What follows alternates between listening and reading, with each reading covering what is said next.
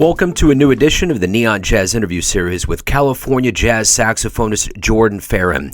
He opened up about his brand new debut CD. It's the 2022 album Tales of Transcendence. So he encapsulates years spent traveling the globe, taking listeners on a round-the-world trip infused with jazz, groove, and rocking beats. This deeply personal record is a testament to some of his most memorable travel experiences, with stories born out of the creative impulses stoked, kindled, and kept roaring by life on the road, or more accurately, the deck of a ship. We cover some great ground in this interview. Enjoy the tales. Well, hey, thanks for taking a minute out. So you're in the sunshine. Where are you at exactly right now? I'm in Long Beach, California. My God. It's the port city for Los Angeles. Yep. Oh man, every Steven Spielberg dream hatched in a Midwestern brain is said in that one sentence. Man alive. There you go. Well, hey, so again, thanks for taking a minute out, and I want to start off with Tales of Transcendence, and as we've covered, we're in the middle of a pandemic, and it's undulated, right. And hopefully things get better. But the timing of this, how does it feel to have this come out right now?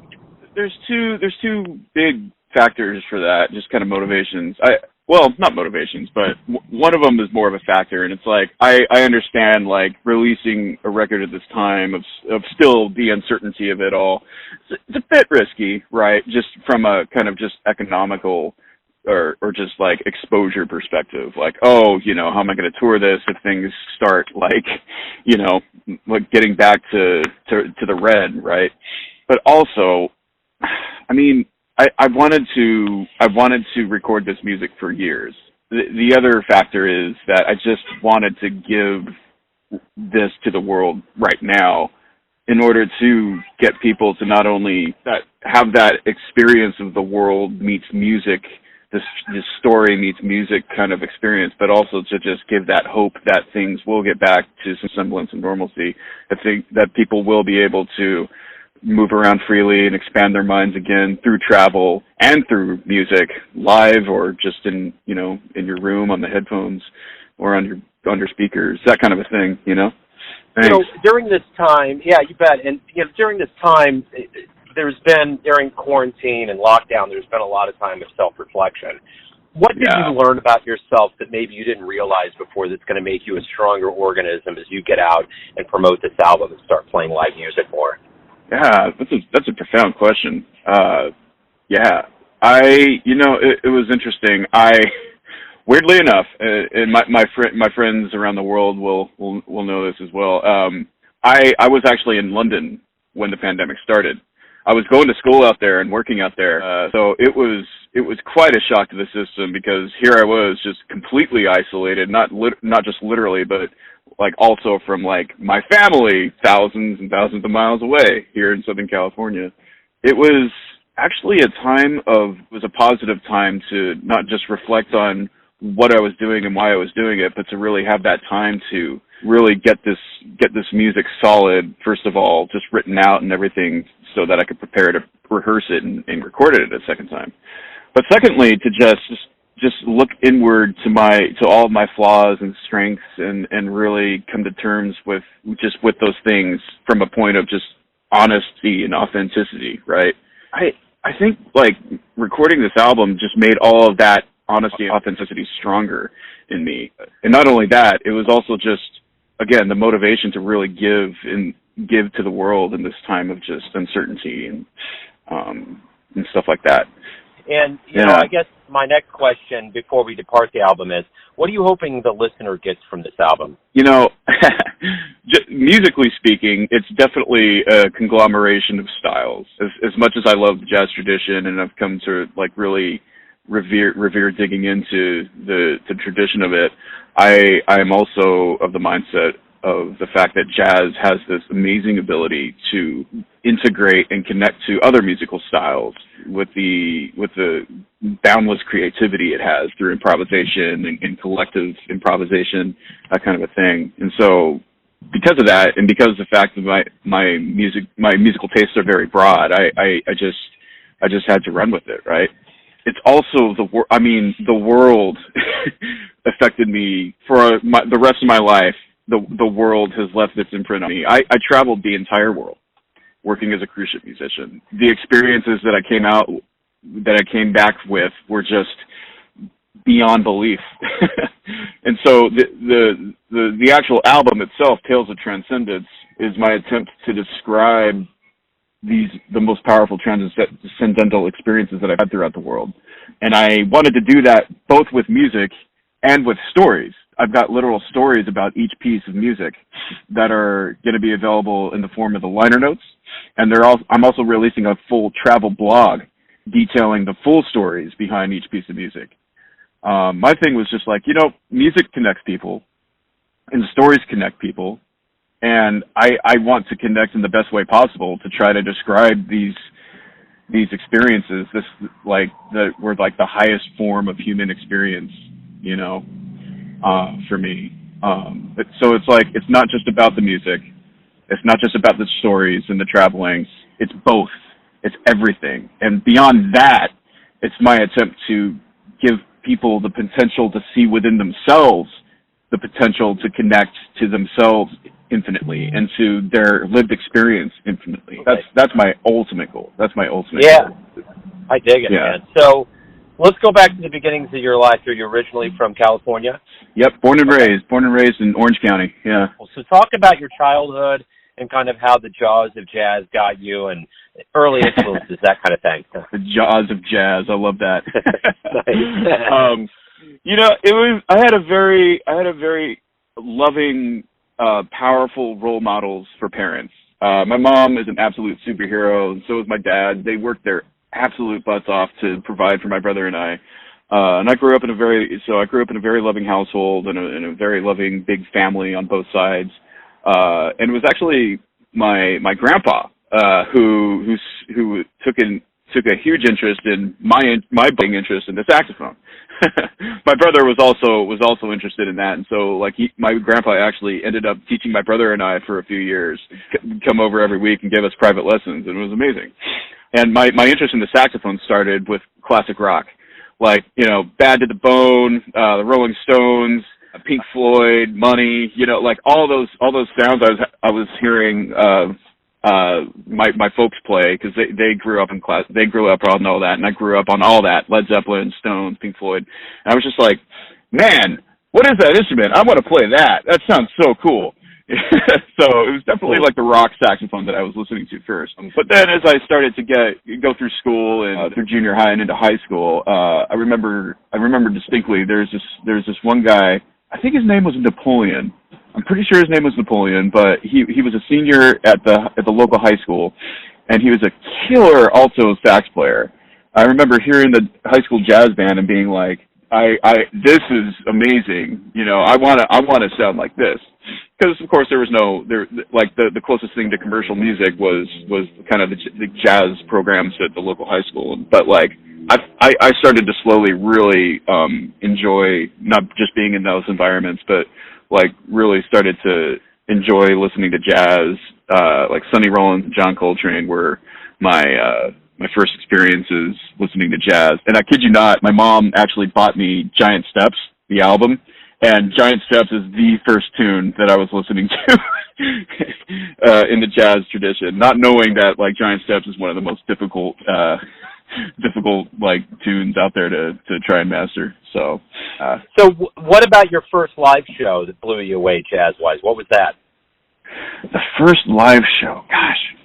My mom took a huge interest in my musical ability. I was a big fish in a small pond for sure, especially when I got to high school. I was definitely, kind of learning a lot quicker than a lot of the kids, but she was definitely trying to goad me into the local jazz scene. And so I remember her taking me to a number of different things. The radio station KLON, this was the 90s, so it's now K-Jazz, but they would host a handful of events throughout the year. So I remember going to events like that. I remember her taking me to the Segerstrom Center for the Arts to see Diana Krall perform and give a talk, which was a super cool experience.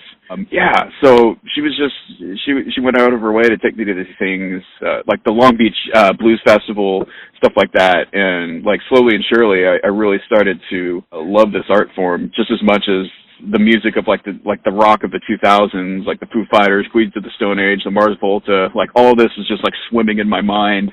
And then my senior year of high school, I started getting into a bit of classical music, and that and the classical history and idiom really started. I really started to love that as I started to get into college and as a music major. So what is it that you look forward to the most with being a professional musician? What every day you wake up, what do you look forward to? What's the thrilling part of this? I've reached a point, especially because of my world travels, where I just want to give music, man. Like I need to give music. It's not even really about me anymore. I've been digging into. I'm a very spiritual person. I've been digging into different spiritual traditions, like especially the Eastern traditions. There's this Australian guy, Jason Gregory, who's an expert in several of these traditions, and I remember it was striking to me hearing him say, like, I don't know if I have a purpose per se. It's more like I'm just kind of like a vessel for these things that are beyond my comprehension. Like I'm a vessel for these ideas and concepts, and I just kind of I flow. I let my mind and my consciousness connect to that stuff that's beyond me, and I let it flow into my work and in my books and my practice. And I was just like, yeah, okay. I'm starting to kind of see myself like that. Like I'm a vessel for these unbelievable experiences that have happened to me. And I traveled the world for 4 years, and like, man, I've got more music and more stories to write for sure, but I'm a vessel for those experiences. Like travel and music are two of the most mind-expanding, connecting things, in my opinion, for humanity. And I just want to give that. I want to be that channel for the world that gave me so much. You know, and I think the one thing about giving it back is I think we're kind of on a precipice here of getting back into this. You know, the world is hopefully we knew it somewhat before. Yes. And my question is, what do you hope we all collectively, you as a musician and us as the audience, realizes about the power of live music as we get back to it? That sense of not just community, but like connections that live music can bring, like not just between the band members and their collective consciousness, but like the collective consciousness of the audience relating to that music. And then the more powerful the music and its message, the more powerful that connection between the audience and the musicians, right? And community can be born from that collective consciousness experience. Those bonds can be made through that collective consciousness experience. And that's what I really hope to see moving forward, because I mean, we've all been so isolated and not connecting with people for so long, and it's in our human nature to connect to people, right?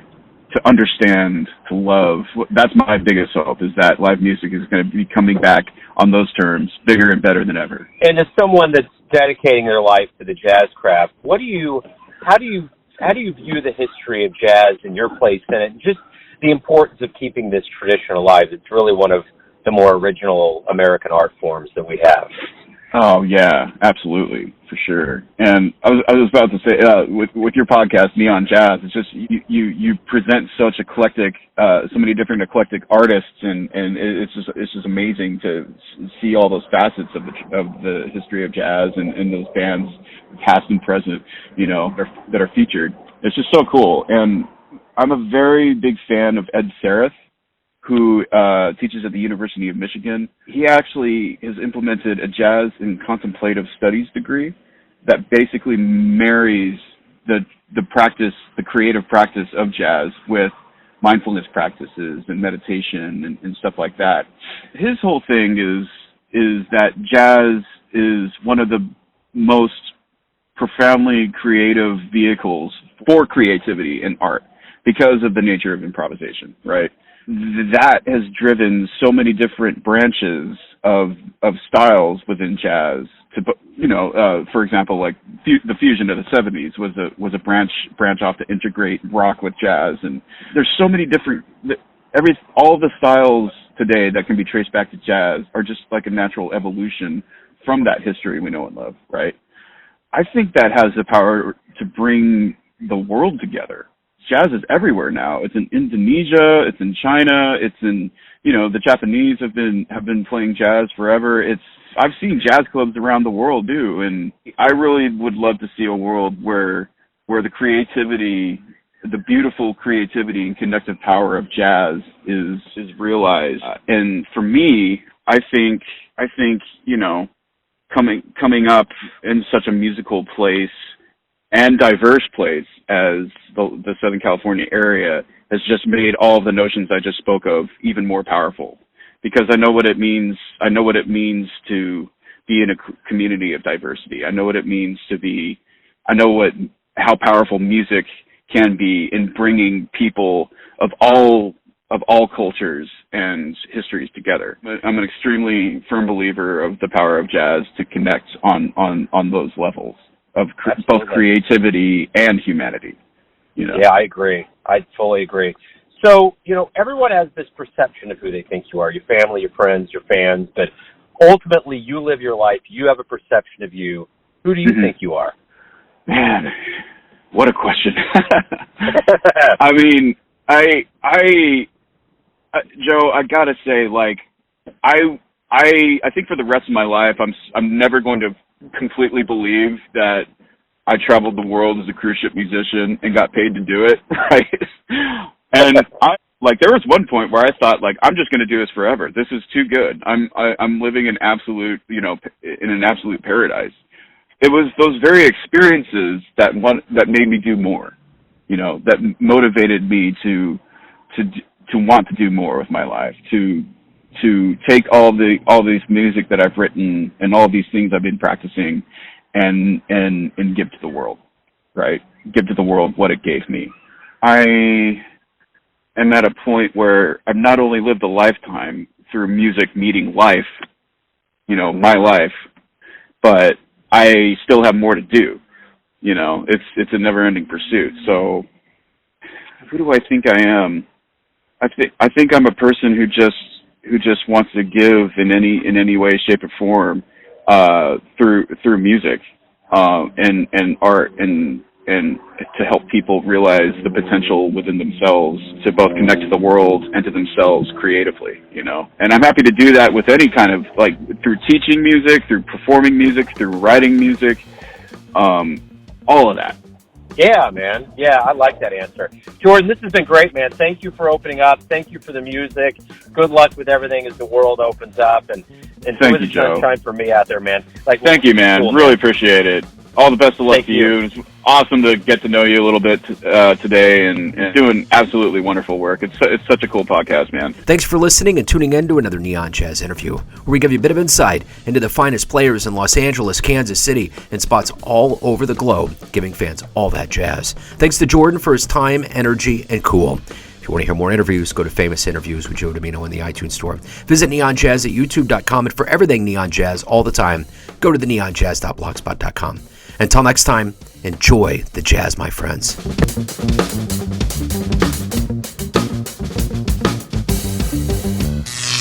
Neon Jazz.